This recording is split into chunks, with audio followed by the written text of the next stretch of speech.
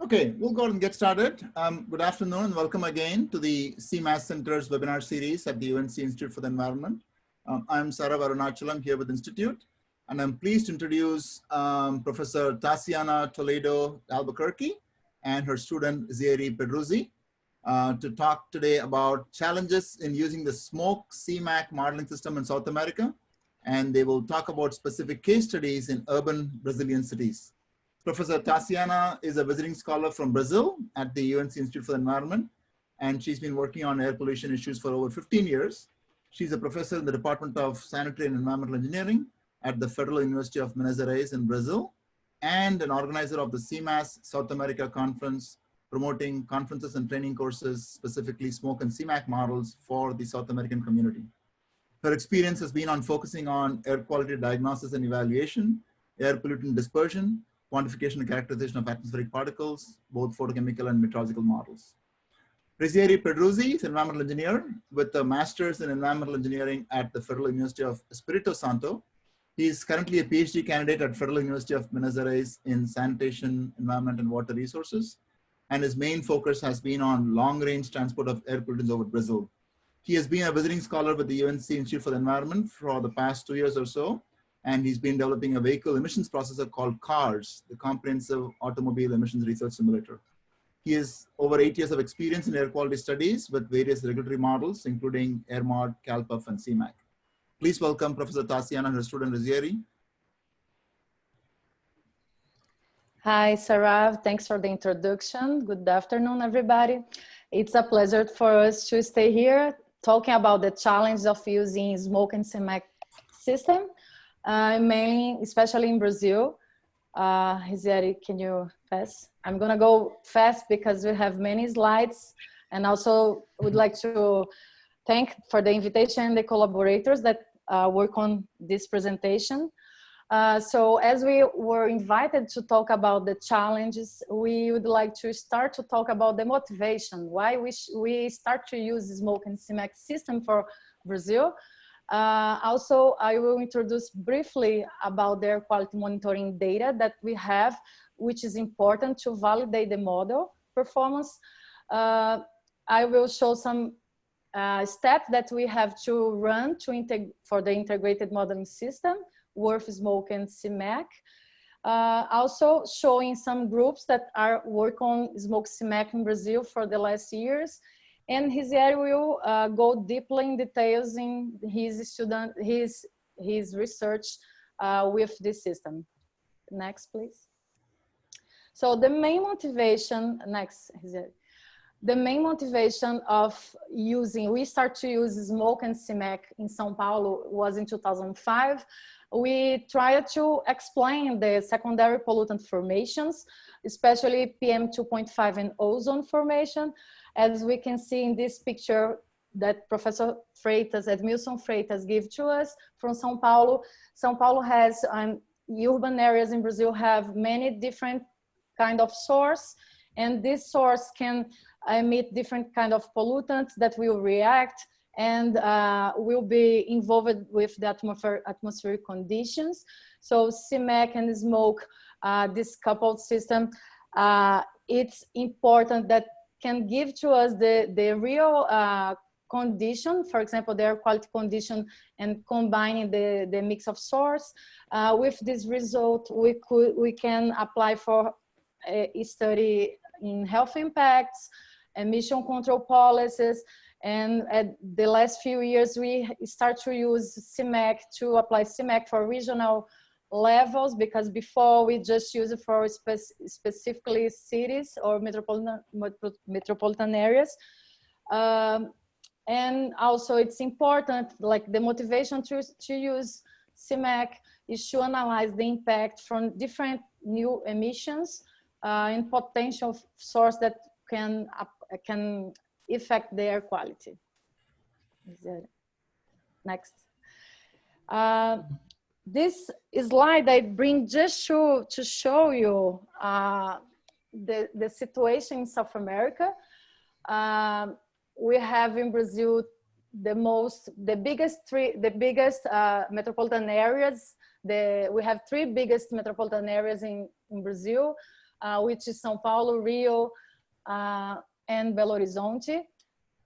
We have in the left side the picture, one nighttime lights picture from NOAA, where we can make a combination with urbanized areas. Rizzieri, can you? Urbanized areas. So we, Victor. Rizzieri, volta. Yeah. Volta. So we can see here, we have a huge area in Brazil that is part of South America, but as reported by Hunus in a recently article, we don't have an emission inventory like a special temporal detail needed for air quality modeling, except to Argentina. For Argentina, all of the countries doesn't have an integrated national emissions inventory. And this is very hard because everybody that wants to apply SMOKE and CMAQ system wants to work hard to build the main data that is the emissions. Next. So next. I bring this map here just to highlight the importance about the air quality monitoring data, because without data we cannot evaluate the performance of the model. So this map is a real-time air quality index that I took from July 5, 2 days ago.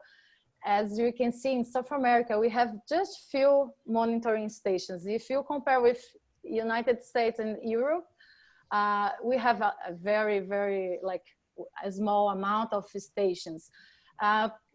Focusing Brazil, we can see that here in this international website, we just have Sao Paulo, Rio Grande do Sul, and Espírito Santo data. But in the next slide, we have, next. We have a platform, a Brazilian platform, which shows 7 states that have monitoring stations. But even these 7 states, we can see that north part of Brazil, we have the most part of Northeast and center of Brazil also doesn't have any stations. So this is very bad. How can we apply or evaluate the models without this data? Next. It's worse when we think about PM 2.5 monitoring stations, because we have only 81 stations, and all of these stations are located in southeast of Brazil. So Rio, Sao Paulo has the biggest number of stations. And one big deal is because since 2018, we start to have the legislation for PM 2.5. Before that, only 2 states have a decree, state decree to analyze PM 2.5. Next. But even though Sao Paulo, we didn't have before like a regulation, legislation for PM 2.5. Sao Paulo since 1999 start to measure PM 2.5. As we can see in this picture, we have the timeline from 2000 to 2019 annual PM 2.5 concentrations for the 4 capital in Brazil. All of them, every year we have high concentrations for PM 2.5. Our standard start in 2018, and it's very permissive. So as you can see, next. So I want to highlight this because a new user for SMOKE and CMAQ, all the users will need to find the data, to analyze the model. So it's important for us for Brazil to have air quality monitoring stations geographically distributed. So it's important to have new and more distributed. We have also a problem that a lot of reduced number of missing data. We need to reduce actually the number of the missing data. which is a problem because we have just a few stations, and these few stations shows a lot of missing data. So it's going to be very good if we have a national platform with all this data set, because they are always in each state, and we have almost to fight to have this data. So, and now we have the satellite global PM2.5 data that we can use to estimate PM2.5 surface levels, as according this paper that was just released. But the problem is because for Brazil is still not validated, but when it's gonna be validated, it will help the modeling results. Next. So next, I will just show briefly the first paper that I worked from Sao Paulo. It was my PhD results. I will not go into detail because if you compare my results with the Rizzieri's results, you will see that we have we have improved a lot in the last 15 years, which is good, right? So I run SMOKE and CMAQ with WRF for Sao Paulo. We analyze only vehicular source because according to the EPA, the local EPA, the main source of Sao Paulo city is vehicular source. We made many assumptions to organize the data because we don't have an official inventory. We have actually for Sao Paulo, we have the vehicular source, but they are not, they don't have speciation, temporal profiles, and other breeding surrogates. All of this we have to work on. So we have many assumptions. And next, so many assumptions to have these results. I just want to show briefly that we can analyze hourly concentrations from each city, each station, or like in the left side, I have PM10, in the middle ozone concentrations hourly, and in the right side, PM10 and PM2.5 average concentrations. So even you don't have a very good inventory emissions, the model can, as you can see on the red line is the stations and the blue line is the model. We can see that the model can be applied in our case. Next, please. So using this data set, we could apply emission control strategies to see if we decrease the emissions, how is going to be the response for PM2.5 concentrations.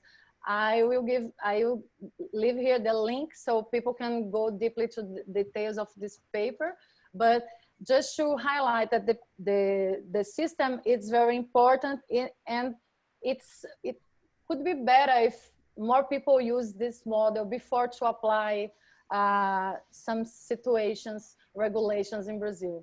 Next. So the main problem, like when we talk about the challenge, there are a lot of challenge. This fluxogram that I took from the presentation from last year. So this fluxogram shows the entire process that you have to work when you start to think that you're gonna work with CMAQ. In Brazil, different from the other countries, we have to work in each stage, each step.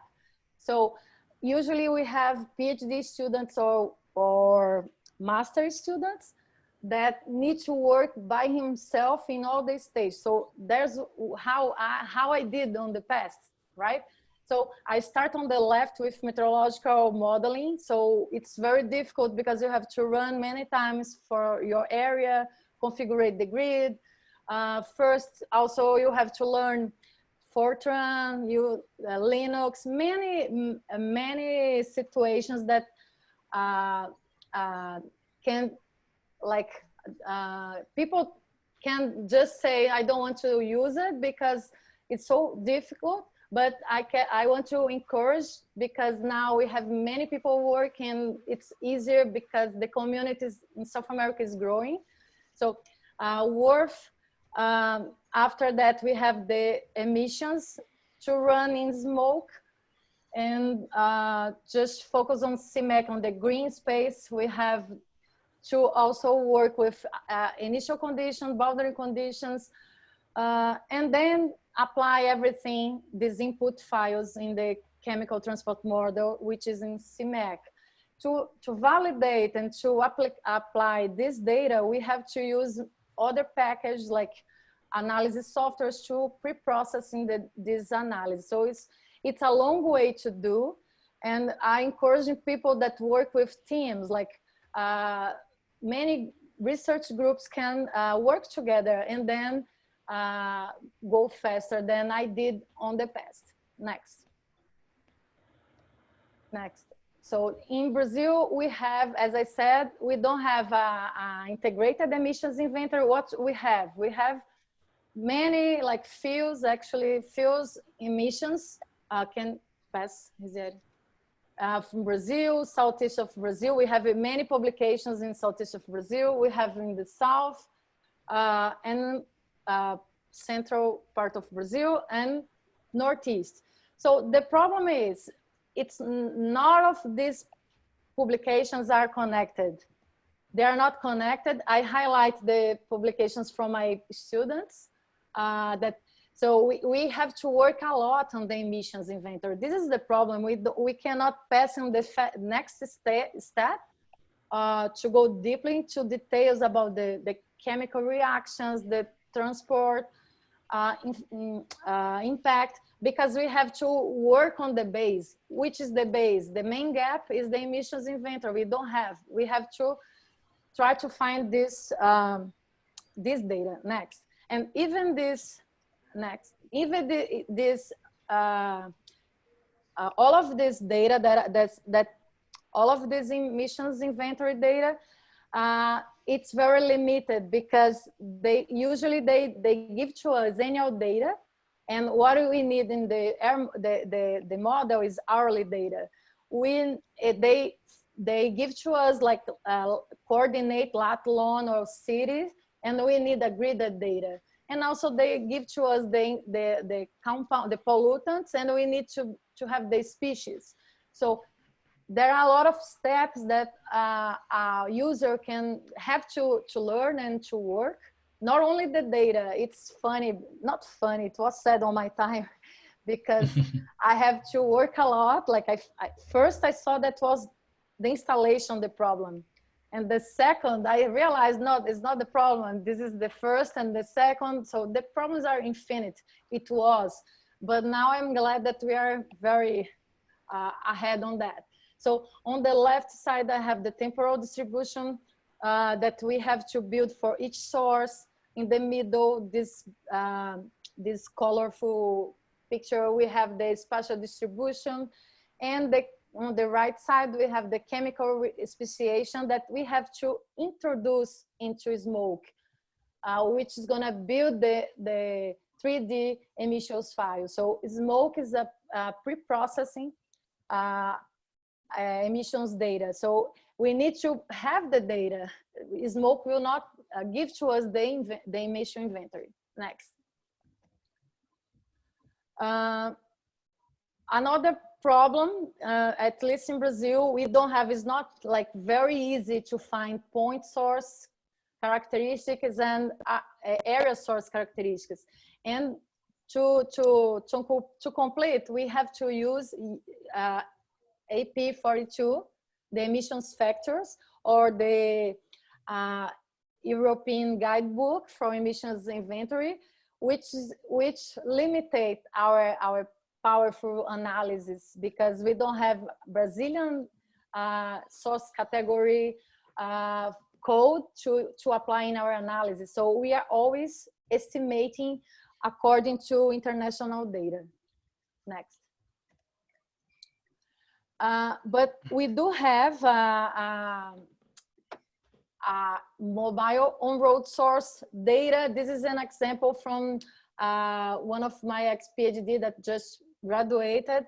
She used radar data from Belo Horizonte. So this data, like especially for Belo Horizonte city, we have radar, we have manual counting, and main information. We have the national organization about the traffic that can give to us like vehicle type, emissions factor from CETESB, fuel type.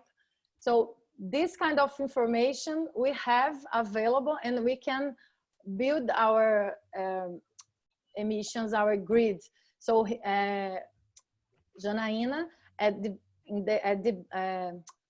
the bottom of the left side, she used Kriging interpolation method with radar data and count data to analyze, to estimate the vehicle flux in each street. So, and then she applied in the VEM model, which is a Brazilian model developed by Sergio Ibarra, one of our research colleagues.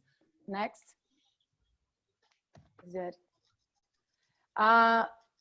As I said before, we have a national vehicle emissions inventory. This is an example how we use it. We apply this emission inventory, but we have to segregate by population of fleet. We compare the population fleet segregation. This is metropolitan area of Rio de Janeiro on the top, sorry, and mass and metropolitan area of Sao Paulo on the back, on the bottom, and PM10, as you can see, and also on the right side of the column, we have EDGAR global emissions inventory. So we compare the national vehicle inventory and EDGAR. As you can see, next, as you can see on the validation, EDGAR shows like a very high concentrations for PM10, especially in using EDGAR emissions. We found out that the PM10 is overestimated for Sao Paulo, especially for Sao Paulo, but also Rio. Next. We have a city which has the most complete emissions inventory in Vitória. So on the left side, we have a picture with all the point source that was released by the state local agents, but the inventory was calculated, estimated by a private company, Ecosoft.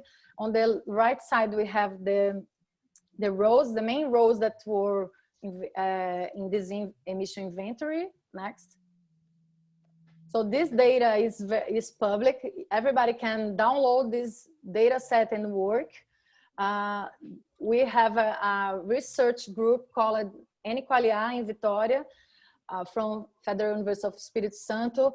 And we have an ongoing project called ASMA-VIX, which will associate between, it's the association between air quality and asthma symptoms in children and adolescents. So the model, SMOKE and CMAQ model, will be applied. This is Yasmin thesis. It will be applied to increase the number of places that we can analyze the kids' exposure. So on the left side, we have the monitoring stations, like not the monitoring stations, the measurement campaigns that we are doing in this project. And on the right side, we expand the area with, we will apply the CMAQ, and we will expand the area to analyze this exposure. So Gustavo, Igor, and Rizzieri, both are, all of them are graduate students that are helping and working on this project. Next.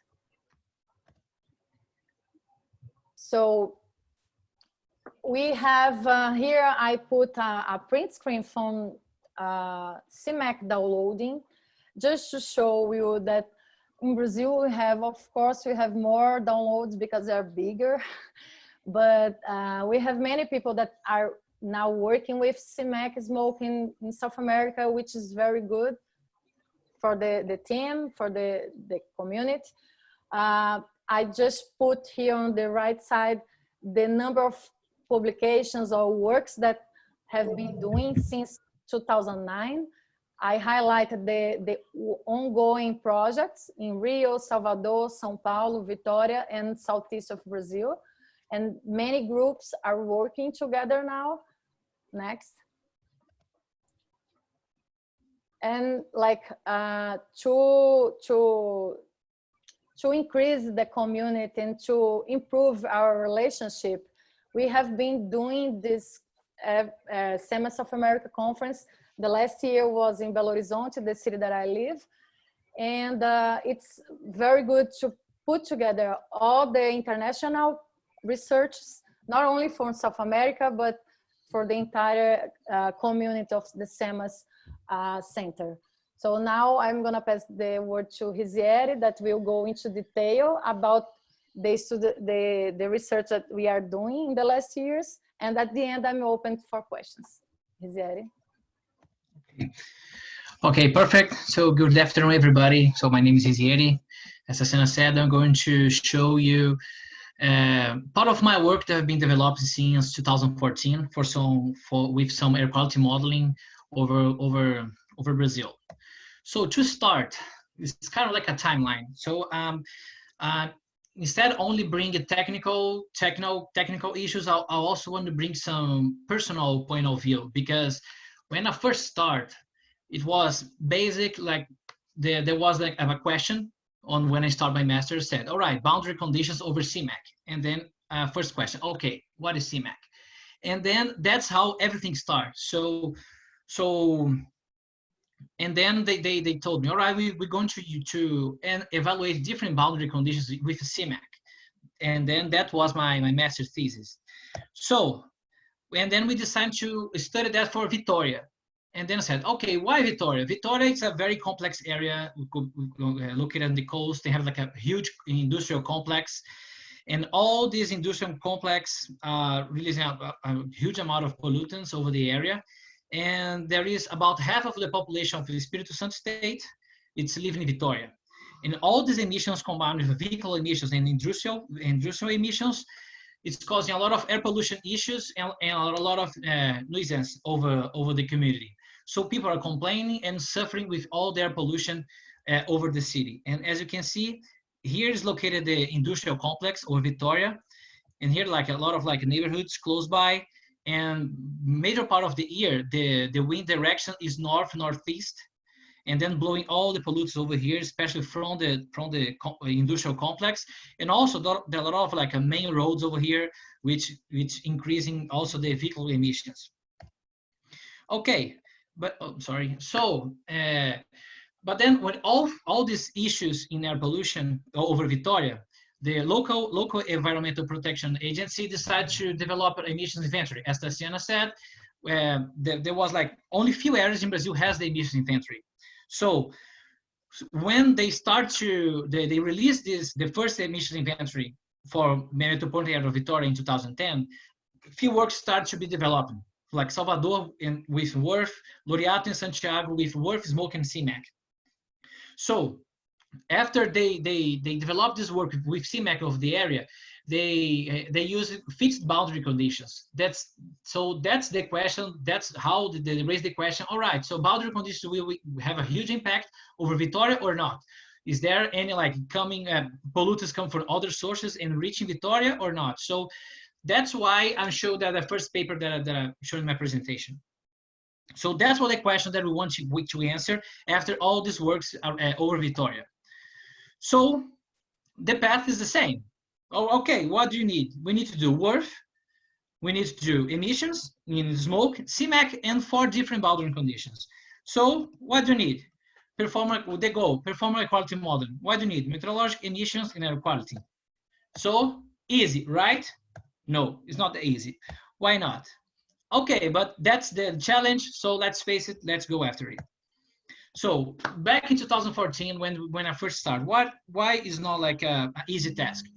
Because like I first started the presentation, there are a lot of limitations, especially when first start and you enter in this world. As Taciana said, we need to dominate the entire process, because the figures and the plots and all the evaluation that I'm going to show in the presentation, I made it. So and with help of a lot of people. So that's the beauty of the work, and especially to work in Brazil, because it's hard, but everybody works together because we need to.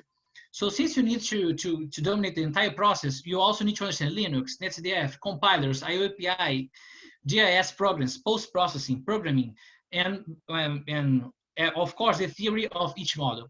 And even though, like one simple example for just to comparison, for example, when you get all the observational data for air quality modeling, for air quality in Brazil from monitoring stations, you see each one is different. So we need to apply the time shift to compare with the model. And also they have different units. So we need to convert the units, ppb to ppm or micrograms per cubic meter. And we need to compare with the model. And then to do all this pre-processing and the post-processing, rely on the researchers. So we need to do all the steps. We need to go after WRF, just define the modeling domain, vertical layers, the size, and also the parameterization. So it is hard. It is a lot of work you need to apply to it. SMOKE as well. So I'm going through the challenge for WRF, for example. For this work, we tried 25 parameterizations, varying PBL, cumulus, dense surface data, and so on. But even though we have like a time to deliver all the reports, and even though we testing all these different parameterizations to find out the best configuration for us, even though we raise a lot of questions. All right, number of vertical layers, grid resolution, and is the static data from WRF, like land use, land cover, topography, leaf area index, soil texture, are they good or not to Brazil? Are they well represented the area or not? And even though we're going to SMOKE, for this work and with the previous work, they have done insert the local emission inventory into SMOKE, which was like a quite good work and very demanding work. But even though when I first got the almost SMOKE ready, I need to work through it. I need to understand all the steps, all the environmental variables, how the SMOKE works. So it is demanding to do all the steps and to understand everything. And first I need to do all the WRF work, and right now all the emissions. And even though raise a lot of questions, chemical speciation, temporal allocation, spatial allocation. So how are we going to do that? So we use like different programs, like GIS programs, to do the spatial allocation. As you can see here, we applying the grid. We created a mesh and applying to overlay over our area emissions and the roads. And like from some temporal profiles, we get some temporal profiles from the report from local emission inventory, because they count the traffic data. And also chemical speciation, we have adapted from Spatiate and from US EPA database, especially from the database that you download from SMOKE. Because we need a starting point. Since we don't have all this speciation information and some temporal variation, we need a starting point. So we go after what's available in the community. So we're going after US EPA, we're going to Europe, and also all the researchers. And then after all, we got to CMAQ. So you think, all right, I did all the steps with WRF and then all the steps with SMOKE, which is quite demanding to do that. But then when we go to CMAQ, which chemical mechanism is better? Carbon bond, SAPRAC, which one are we going to use? So, and also in this situation, we add initial and boundary conditions, which is another step to extra one to solve. So to do this work, we use a CMAQ 502. We simulated for August 2010, and with carbon bond 5 and area 6, with domain of 61 to 79, and set in 21 vertical levels. As you can see here, this is like the model domain, and these are the metropolitan area of Vitória, and these dots are the monitoring stations. So, and then we decide to evaluate different boundary conditions. So to do that, we use two fixed boundary conditions, which like one is that 0 with no boundary condition at all, 0 pollutants coming through the boundaries. The M2 is average station concentration. We got all the monitoring stations inside the domain, and this one, and we do average concentration and applying into the boundaries. We also did, we call a nested domain, because we got this blue one, we ran CMAQ for the same period. And then we do the nested approach, we do downscale it to the smaller, to the inner domain. And also did the test with GeoScan.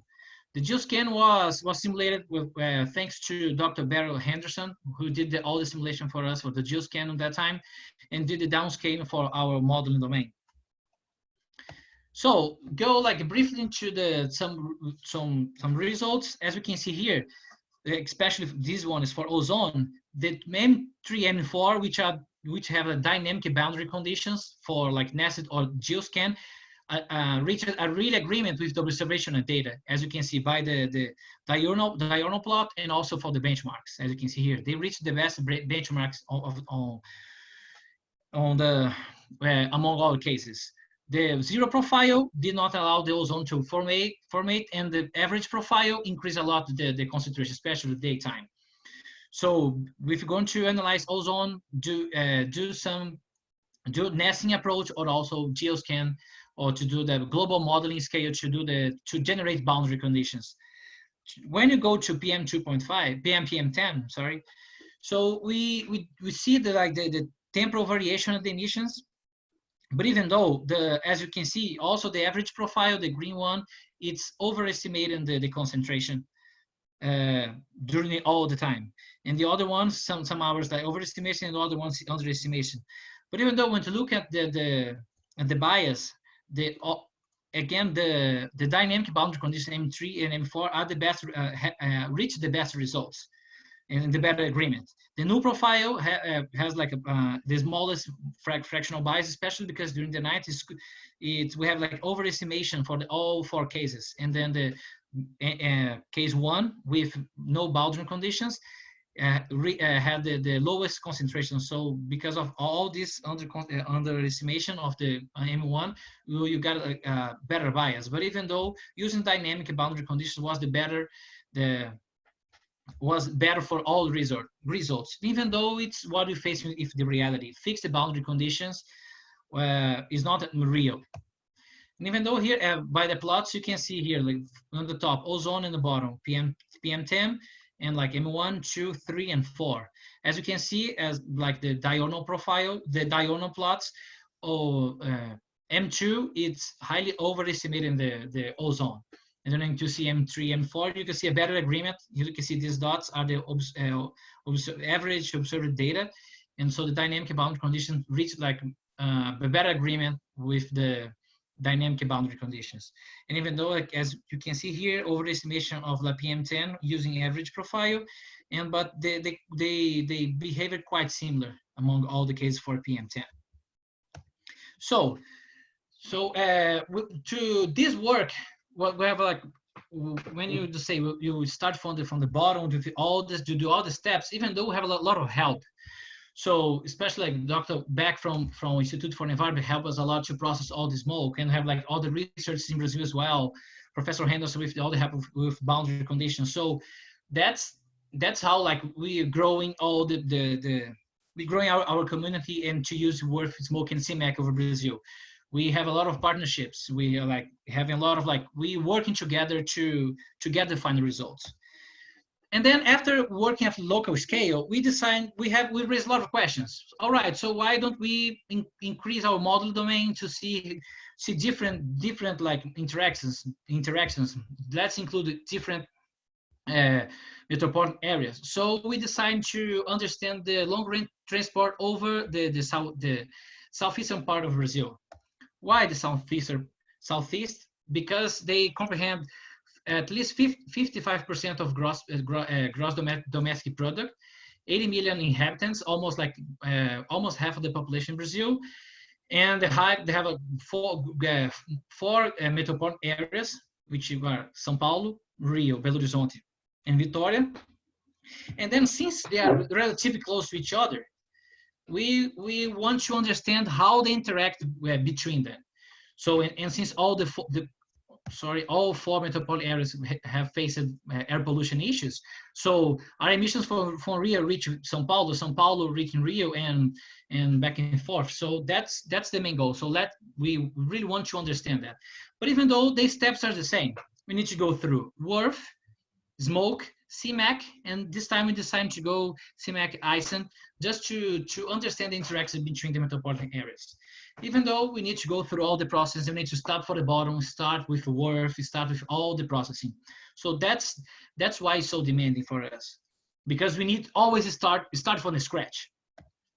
But even though we have a lot of questions regarding WRF for Brazil from the beginning, so especially the land surface data. So we start to develop because we do have some information for updated land use land cover and soil texture available, and then we decide to update that for WRF for Brazil.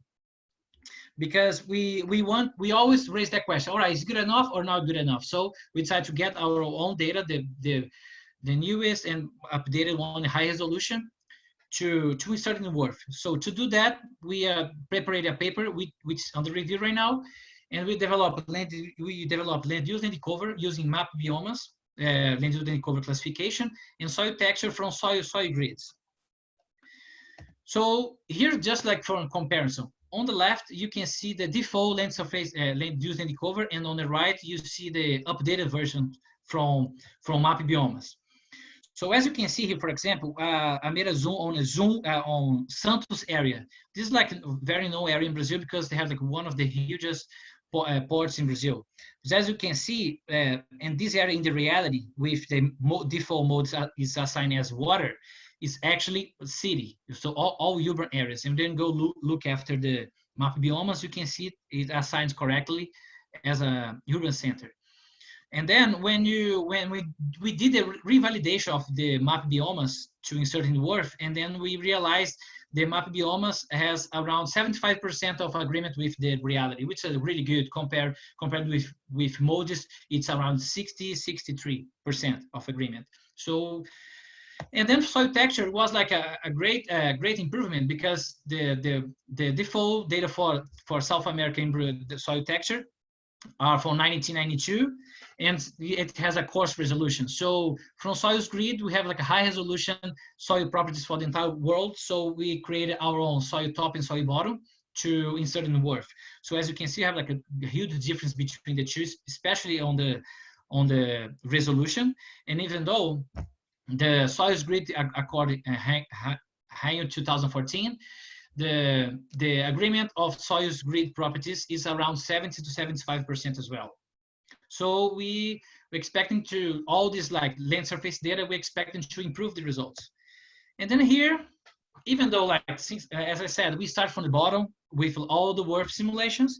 Again, even updating this land surface model, we decide to do all the parameterization tests again. So we did 37 parameterization tests, changing PBL, microphysics, COMOS, and then etc., to find out the best configuration. And these are the results, the modeling evaluations for temperature and humidity. As you can see, we have a really good agreement between the modeled and observed data. The green dots represents these monitoring stations reach the benchmark suggested by Emery 2017 and McNally 2009. So right now we'll have like a good agreement, especially for humidity and temperature. And then moving on, like Taciana said, unfortunately, we do not have like a local emission inventory like MEI from US EPA. So we need to start from the scratch. So which one are you going to use? So for this work, we decided to rely on Edgar HTAP, and then using all the available sectors to process into SMOKE.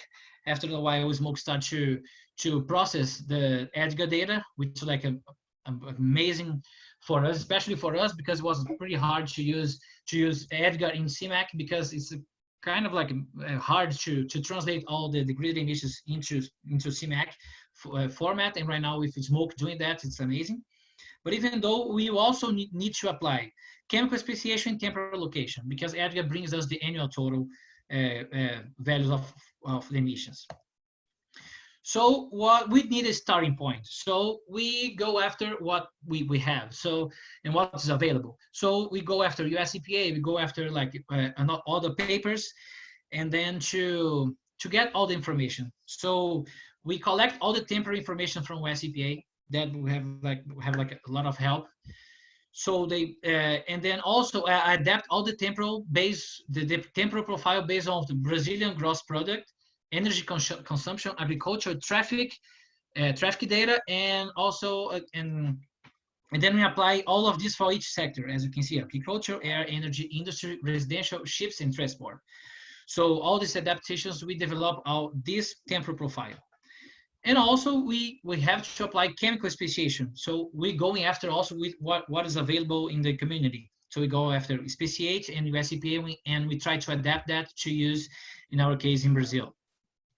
So here, just to exemplify the different sectors and different emissions over our modeling domain. Here, like airports, energy, residential, industry, transport, and ships.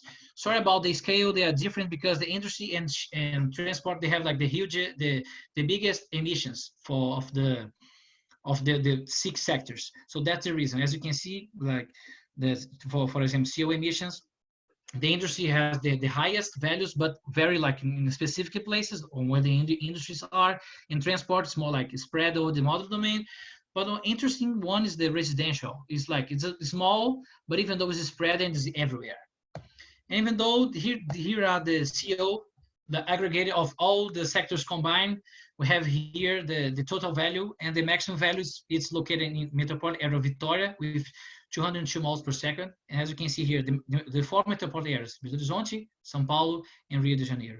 So as you can see, we expect to see interactions between the two, especially to have the local circulation that brings all the pollutants down here, and that part of the year have like the wind going south to north. So we expect to see the interaction between them. And then Brazil, how talk to Brazil without talk biogenic emissions? So we rely on Megan 3.1 version. But then when all right, let's go run Megan to Brazil. When you look at the Megan website and all the available data, they have leaf area index. It's one mandatory input for Megan. But even though it's kind of like it's not an updated version, and it's kind of like a coarse resolution. And even though they do not have the 46 leaf area index that requires for Megan. So we decide to start from the scratch. We get all the satellite data for all this entire area. When we get all the leaf area index, pre-process all the satellite data, and we generate our own 46 leaf area index required by Megan to do to estimate the biogenic emissions. That's another piece of work to do that. Instead, we already did the work for the SMOKE, and right now also the Megan, which like require a lot of time to process all the satellite data. And we also have the fire emissions. Brazil is known to have like a lot of like fires. As you can see here on the left, it's like all the fires from August 1st to August 15th in 2015. We have a lot of hotspots of fires. So we do need to incorporate that also in our simulation. So we are using the fire inventory from NCAR, FIN version 1.5, which have the daily fire emissions processing into SMOKE. And we decided to use that inline plumarize in CMAQ to do all this, to do the plumarize of the fires. This one have a lot of help. Thank you, Dr. Beck, to help me with this process. It was like very demanding. And even though, here again, boundary conditions. So after all the first paper, we decide, right, we do know that dynamic boundary conditions are the best approach to applying air quality modeling. So we decided to use GeoScan for this simulation, even though we need to start from scratch. So we need to compile GeoScan, run GeoScan, and to do all the downscale. So right now we are talking about WRF-SMOKE, Megan, CMAQ, GeoScan, so at least 5 models. So we need to do that. We need to understand and to do all these simulations to get our final work. And then so you run GeoScan version 12.7.2, and we do the downscale using the AQM boundary conditions developed by Barry Henderson, who is available on GitHub. It's amazing too. So here's some preliminary results for PM 2.5 and PM 10 using all the EDGA sectors and all the fire emissions that I've been showing to you, that I showed to you. So here you can see all this, like this left side is provoked because of the fire emissions. As you can see, the EDGA sectors, anthropogenic emissions are more focused on metropolitan areas like Sao Paulo, Belo Horizonte, Rio, and Espírito Santo. And then, as you can see here, Sao Paulo has high concentrations of like PM10 and PM 2.5. And then the other areas, even like the lower concentrations, but even though you can see the metropolitan areas like for Rio here and Belo Horizonte. Vitória, it's like lower concentration, but even though it's not like when compared with the WHO and the World Health Organization, it is a high concentration. So here it's kind of like the validation according to Russell and Boyle, which have like suggested some benchmark for mean fractional bias. So as you can see here, for PM10, we have at least like a good agreement for some monitoring stations. We have like Espírito Santo, Minas Gerais, and Rio de Janeiro. And then, as Taciana have shown similar work, the PM10 and PM2.5 are overestimated for Sao Paulo, as like shown in previous work. So we need like to work with the emissions over Sao Paulo to understand, to better understand why the Edgar and all this together are overestimated PM10 and PM2.5 over Sao Paulo. So even though trying to understand the interaction between the metropolitan areas, we decided to go after CMAQ-ISAM to do the source apportionment. So we decided to track all the emissions from each metropolitan area here. So thank you to Sergey, who gave me a huge support to develop that, and also Dr. Beck, who helped me a lot to do that. We start to map all these areas to try to understand the interaction between them. So we have like here like a preliminary results. We decide to track CO, just like to brief results for you. So here, as you can see, like for example, Sao Paulo area is also reaching other states and then reaching the country part of Sao Paulo state, and also have like a metropolitan area here called Campinas. So as you can see, Sao Paulo, some emissions from Sao Paulo here. That's, oh, I'm sorry, I forgot to tell you. I was tracking only industrial and transport sources on these 4 here. So as you can see, all emissions for each metropolitan area are reaching different areas. Like Belo Horizonte is reaching Sao Paulo, Rio is reaching Sao Paulo as well, Espírito Santo is reaching Rio and Minas Gerais. So for this short period that I'm showing you, as you can see, the emissions are capable to reach long distance. So since this is a kind of preliminary results, I'm not going into detail because we need to go to the further analysis to tell you how much the percentage of like the emissions from Sao Paulo is reaching Belo Horizonte, Sao Paulo, and back and forth. And then here, like since this 4, I track transport and industry.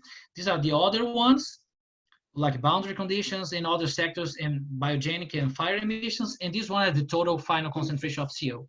As you can see here, like Vitória, Rio, Sao Paulo, and Belo Horizonte, and other parts is major caused by the fire emissions. So, just like to do a summary, in my case, we like doing like hands-on to do all this process is hard for us because it's not out there. We need to always start from scratch. So sometimes we always raise the same questions. What's the best optimization? What's the best vertical layers? What's the best land surface data? So after the years and the growth of the community, we start to join forces and to make partnerships and ask help. So a lot of people on these 2 works helped me a lot. So it wasn't only me.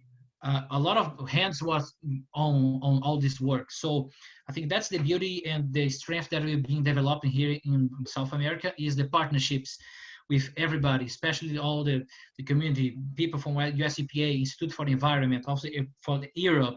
So everywhere we are, like China as well. So we make like connections, South America.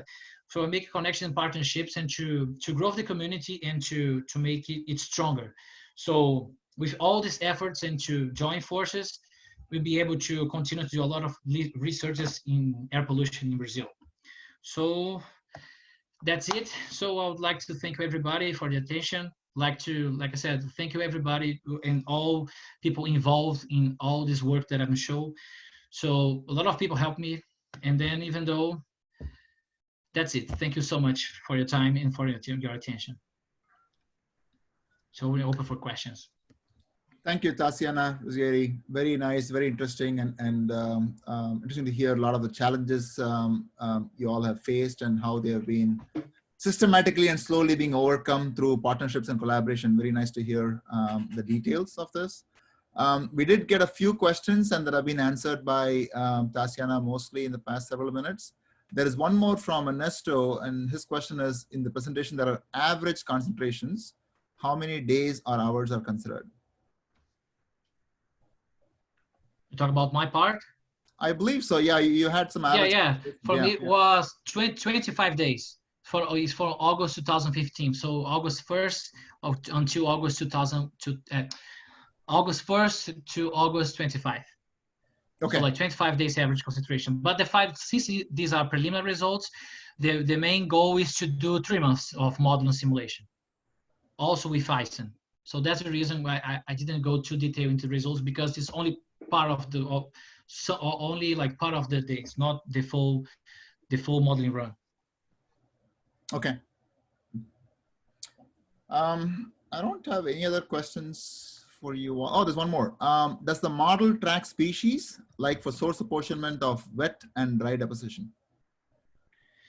Yes, ISAM do produce all this, like the tracking for like wet and dry deposition, but for now we do not have time to go further in detail to analyze all this data, because like it is too much to go after to do all this stuff. So we're trying to do our best to analyze it all. But yes, CMAQ ISAM do the tracking of these two.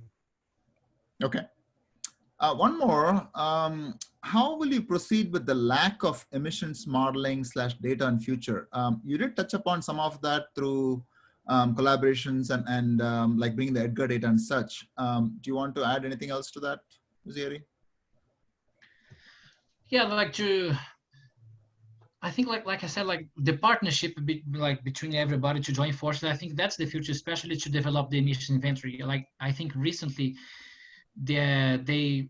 people from Sao Paulo and the south of the country, they have published a paper with like all the major industrial sources over Brazil. That was like amazing work they've done, and then that's how it starts. So they start with that, and then right now the next step, we need to join forces and do more, and then like with time, I think we can build our own emission inventory and join forces also with the local protection agencies to improve this and to get better emissions inventory. Right. On a related note, a follow-on question is, any idea why Edgar produces so much PM concentrations? Well, my first, based on how Edgar are distributing all the emissions, that's I think the most that I'm going after, because when you go look at the Edgar 8-step paper, they do all the emissions distribution based on gross gross domestic product. So when you look at Sao Paulo, it's highly populated, but the domestic product of Sao Paulo is really big. So I think that's one point that they assign more emissions to Sao Paulo area. So yeah. I'm going after that part. Yeah, it's interesting because on William's paper, we analyze Vitória, Belo Horizonte, Rio, and Sao Paulo. Vitória, which is a small city between those, the PM10 and 2.5 agreed a lot. So I was surprised on that. Okay. A follow-on, somewhat related question is about black carbon. Are there available data for black carbon in Brazil or South America in general? There are some small campaigns, like the first papers that Taciana have shown to us. They have some information about black carbon, elementary carbon, but it's not well spread. So to do that, we need to raise funds to go to the field and to do some manual campaigns to collect and analyze this data.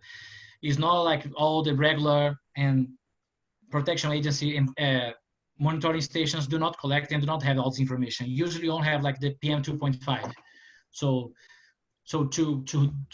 to have all this information, we need to set a campaign and to go out there and to do all the measurements. So it's not easy to have this information. Yeah, and to complete, Sao Paulo professors, they have been doing tunnel campaigns, measurement campaigns inside the tunnels and analyze the particles, so we can at least see in detail vehicular source particles, and always we use their results for the entire country, about the PM partitioner. Okay. Another question is about ozone concentration you showed in Vitória. The diurnal cycle you showed is very different from what one typically sees in Sao Paulo and other regions of Brazil. Do you have any comments on that? Well, we usually, Tassi? Yeah, actually, more familiar with the area? Sao Paulo, the problem in Vitória, it's we have the concentrations is very low on the measurement stations. I think as we have the grid very, like the domain, a small domain, the concentrations there was not high. Like I think the ozone there is consumed. There's not the same situation that we have in Sao Paulo, that we have the transport from Cubatão area. So the concentrations over there have already been transported. And so I think this is the main reasons to be different. But about the temporal profile, the cycle, diurnal cycle, I really don't know. Maybe, yeah, I don't know. Is it possibly related to the emissions temporal profile? Because often, you know, the assumptions that we have in one country usually do not hold for other countries. We saw this very clearly in some of in the past. Yeah, even though that plot that I'm showed, especially because this plot here, because when you look, the scale is quite different, and then when the scale is different, and like Taciana said, the concentration is low. But even though definitely you can see the daily peak, here is because the difference between the scale. But even though these two profiles, they have like the increase of the ozone concentration when sun comes, and then the decrease during the night. So yeah, I think this green line is quite similar. But I'm sorry, Tassi? No, the green line makes the information, right? Yeah, true. Another question, I think you touched upon this, but just to confirm, did you do any measurements yourself or using station data? I'm sorry? For measurements, for your okay. Did you or your group collectively take any measurements yourself, or are using the routine station data? No. For the evaluation of the both works, we collect data from the automatic observation monitoring data available in the country. We did not perform any measurements to do the evaluation. In this case, yeah. In this case. Yeah, in this case, yeah. In both cases, no, because we budget and also time to do all the campaigns and to do the measurements and also modeling to do all the steps. But unfortunately, no, we did not do the measurement by ourselves. Yeah, ASMA-VIX project in Vitória, they are doing now, and they will compare with the simulations. Okay. And in your CMAQ version, Rizzieri and Taciana, did you use one of the newer versions, like either 5.2 or 5.3? And the latest question is, would your results be different if you stuck to the same initial boundary conditions? Well, the new version, the new results that I'm showing you, all the results are using CMAQ 531. So all the simulations using CMAQ 531. But regarding the initial conditions, well, I'm applying around 15 days of spin-up just to diminish all the impact of initial conditions. So I'm not quite sure if the initial conditions are going to impact a lot. But even though if you go to updates, especially the secondary organic areas, all have been done into CMAQ 5.3, depends of the concentration of the especially the primary in VOC. Definitely, I would say that we're expecting to see the difference, but I don't know. I can't quantify that. And I'm not a full expert to do in all chemistry, especially in secondary organic areas, to say that. But even though I'm trying to diminish all this impact of initial conditions, applying more than 10 days of spin-up, just to diminish the initial conditions impact. Okay. A lot of compliments coming through from various parts of the world, and interest to talk to you further. Great job. Couple of more questions. One is on SMOKE. Specifically, how did you run SMOKE for outside the US? Given that we have the FIPS model in the US for the county state definitions, how did you model SMOKE for outside US? Oh yeah, so when I said we need to start from scratch, exactly like this, we need to adapt. So recently we decided to, I create like a Python script just to do that for me.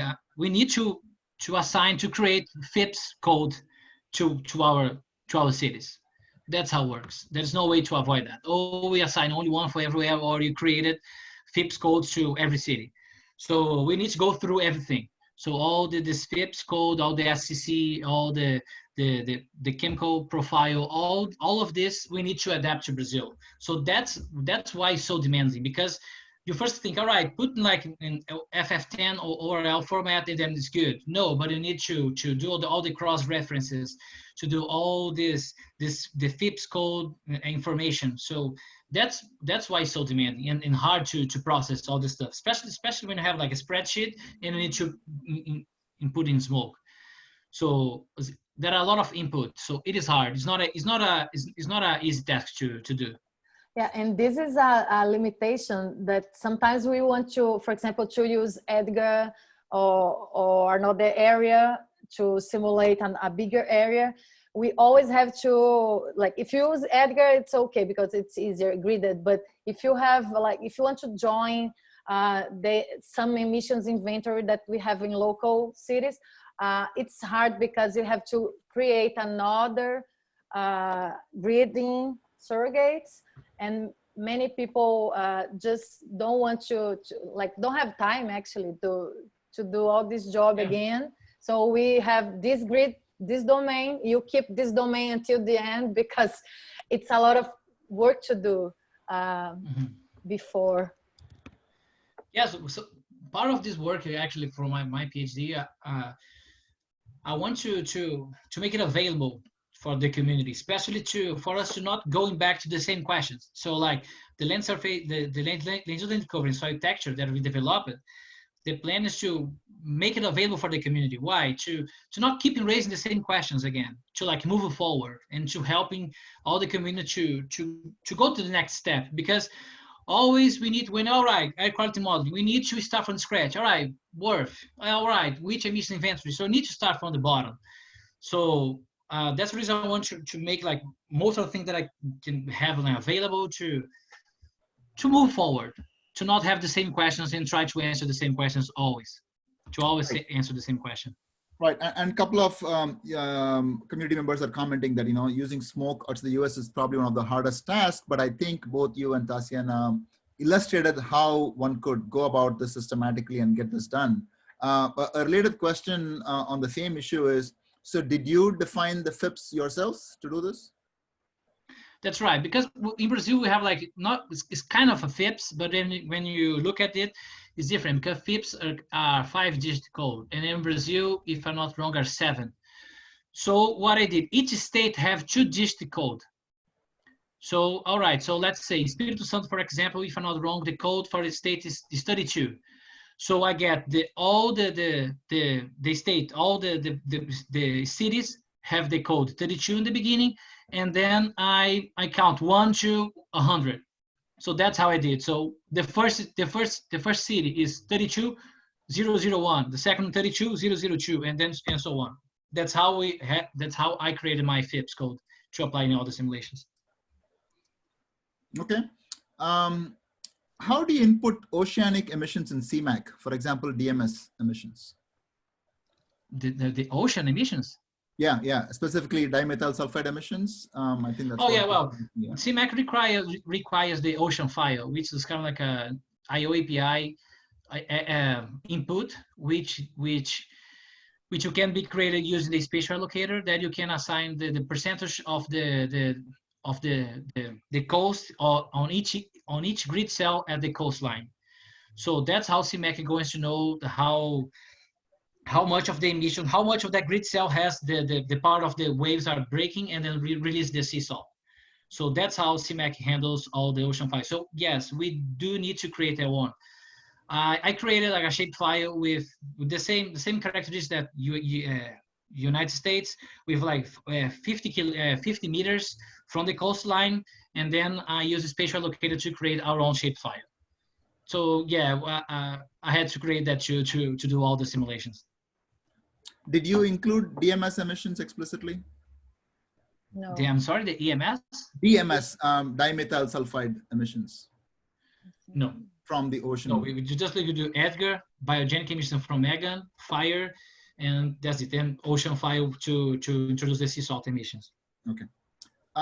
For your applications, Taciana or Rizzieri, what was the computational configuration? Specific gives a flavor for the computing hardware and the number of nodes and such that you used. Rizzieri, can you tell about Nimbus? Because here is not fair.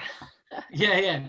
Well, to compare with that, I would say that we go what we have. So sometimes it's pretty hard to have like a cluster. So, and then even though sometimes, for example, like Nimbus, Nimbus is my cluster. Yeah, Nimbus is the cluster that Taciana raised a budget to buy her cluster. So I was involved since the configuration of the cluster, installation, and compile of the model. So, and then we maintain the cluster. So that's another hard part for us. We do not have like a IT to do all the management and to do all the installation for us. The students do the management of the cluster. So that's another point that I need to understand and to do that. So right now, Nimbus have one head and two nodes, and each one has 20 processors. So in the total, we have like, and available to run, we have the 50 processors to run. It's kind of like when you compare, it's totally unfair because I spent 2 years at UNC, and then you compare with like Longleaf, for example, or like Dogwood. I used to use 88 processor for each modeling run, and I used to assign 5 modeling runs at the same time.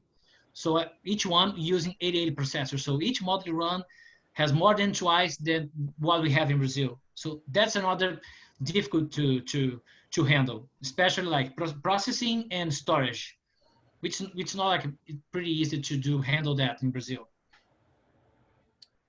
Did you use lightning option for your ozone analysis? No, unfortunately, no. Okay. You touched upon this, but maybe for benefiting this particular user asking the question, due to lack of emissions inventory for Sao Paulo, did you estimate the emissions inventory? Which emission sources did you consider? Perhaps you can just pull up your slide with the emissions paper that either of you showed earlier. That may be a good way to respond to that. This one? The one where you showed Sao Paulo emissions inventory. Maybe from the beginning? Or? Yeah, no, whichever you think is appropriate. Okay, so. No, it's because like Sao Paulo, we in Sao Paulo and the research groups over there, we are always using vehicular. Oh, maybe is this? Yeah, this one. We use only the vehicular source, the National Vehicular Inventory, but we include on the simulation. This is, by the way, this is not CMAQ. This is WRF-SMOKE. I just put to show how different can be the inventory if you use different database. So we have included biomass burning, what else? Biogenic emissions, and all the other process from Edgar, like without vehicular source. And with Edgar, we include everything together. So mainly mailing vehicular source, like from national, and then we use the global emission data. Okay. You probably mentioned this. At what spatial resolution did you run WRF and CMAQ? We use 1 kilometer. Like the final, the main grade, we use 1 kilometer. Okay. Another very interesting one. Is it possible to examine association between air quality and COVID-19 using these models? If so, then what should be the procedure? Well, possible it is. We can, like, as I showed on the beginning, we can, CMAQ and SMOKE allow us to make scenarios. We can, for example, decrease the emissions using the number of vehicles that we have on the streets during the pandemic time, for example. And then decreasing the emissions, we can see the impact on the concentrations. We can do some combinations like that. Like, this is the good thing to have the system, the SMOKE and CMAQ system, that this permit to make any combinations and then evaluate the scenario. So I think that's okay. Yeah, we can apply, definitely can apply some like reductions and some analysis to say which percentage of reduction we're going to apply in our emissions, and then definitely can do some modeling runs using that. Right. Another user says, who's attending from Mozambique and Southern Africa, interesting comment to state that at least the wildfire emissions in Southern Africa follow the same seasonality as in Southern America. Do you want to comment on that?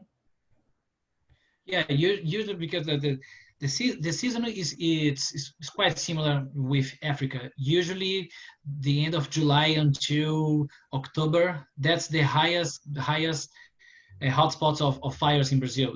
For example, in 2015, if I'm not wrong, there was around almost 40,000 hotspots in August in 2015 of fires in Brazil. There are some months go up to 60,000. So a lot of hotspots that are observed in satellite data in Brazil. So usually, and these are the driest period for us. So that's why we have like a lot of fires. So it's quite similar. When you go see the simulations, like a global modeling, you see, especially a lot of fires coming from South America and Africa at the same period. Okay. Have you done any work using CMAQ to predict dust storms? No, unfortunately not. That's one thing that I want to go through it. Okay. And this may be relevant with the slide on the screen. One of the users who wants to apply WRF-SMOKE wants to know the spin-up time for a 14-day simulation.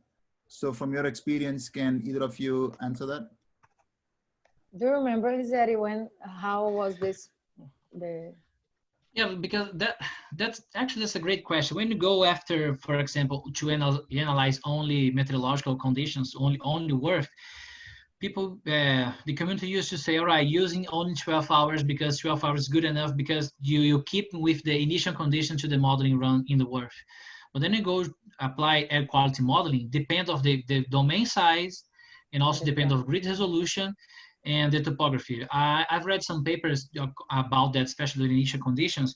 If you have like a great domain with like complex topography, sometimes you see influence of initial conditions for more than 10 days.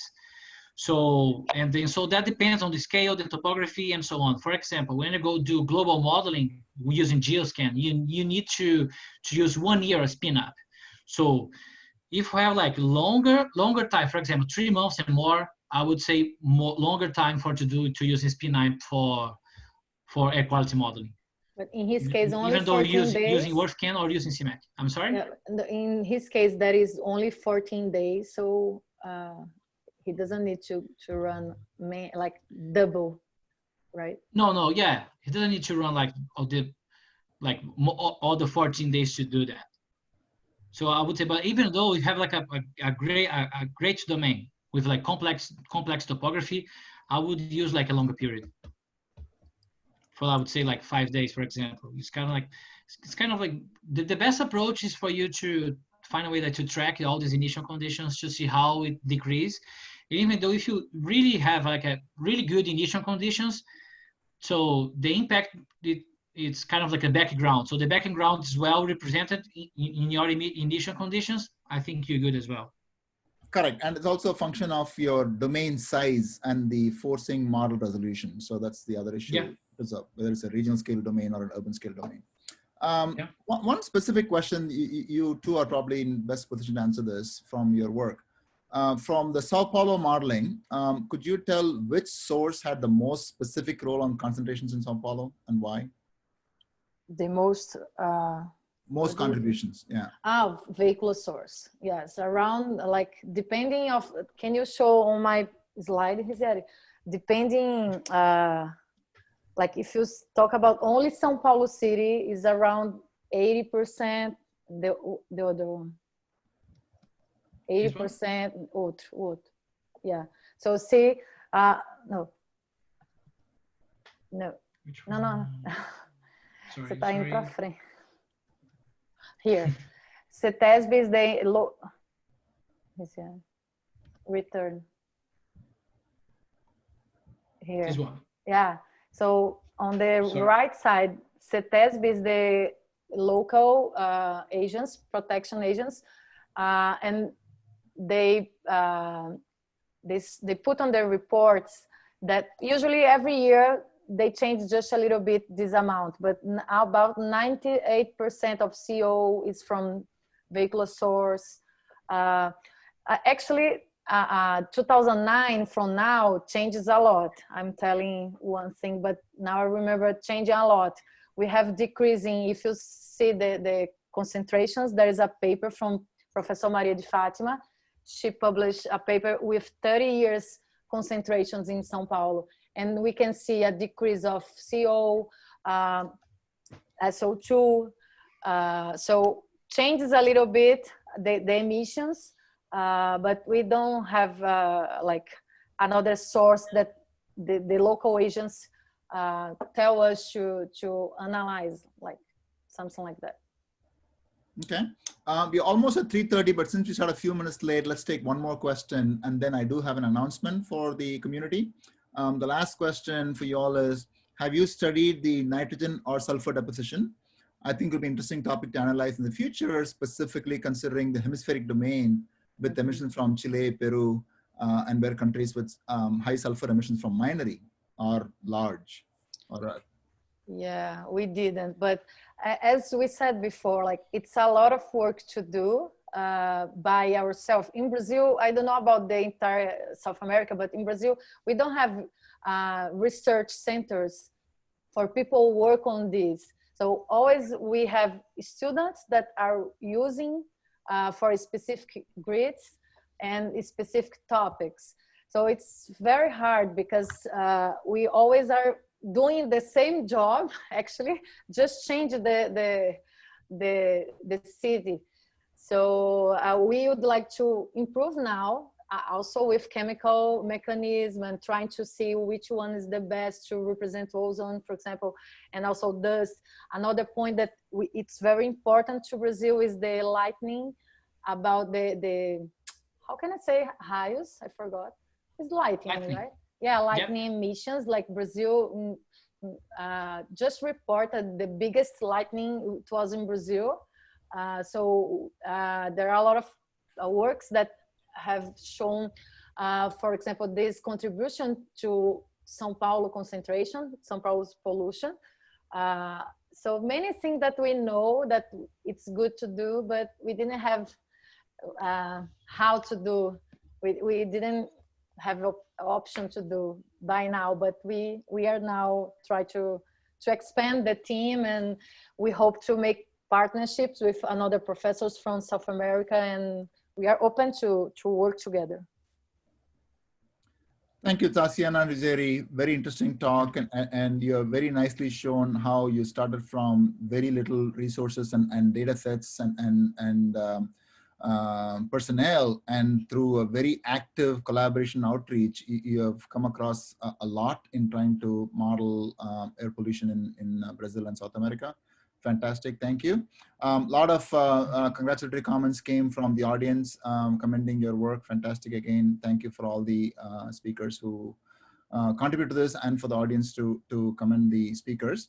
On behalf of the CMAS Center, I do have a couple of announcements. One, continuing the CMAS webinar series. We do have 2 more lined up. I don't have the dates, but we will announce the dates pretty soon as the speakers are ready. And they will be on the latest application of CMAQ to model continental US scale ozone PM for the year 2016. Followed by a very detailed evaluation and looking at source apportionment. So the 2 talks coming up using CMAQ for the US. And then a quick comment on the CMAS 2020 conference. As I mentioned on the last webinar, we will go virtual with the 2020 conference in October. So please mark your dates for the week of October 26 to 30. It will be a week-long conference, but it will not be a full 5-day program. So we will announce the formats pretty soon. The call for abstracts will be coming out very soon. Please stay tuned and hope to see everybody on the virtual conference, if not in the next webinar series. Thank you and hope everyone has a great day. Thank you. Okay, thank you so much for the opportunity.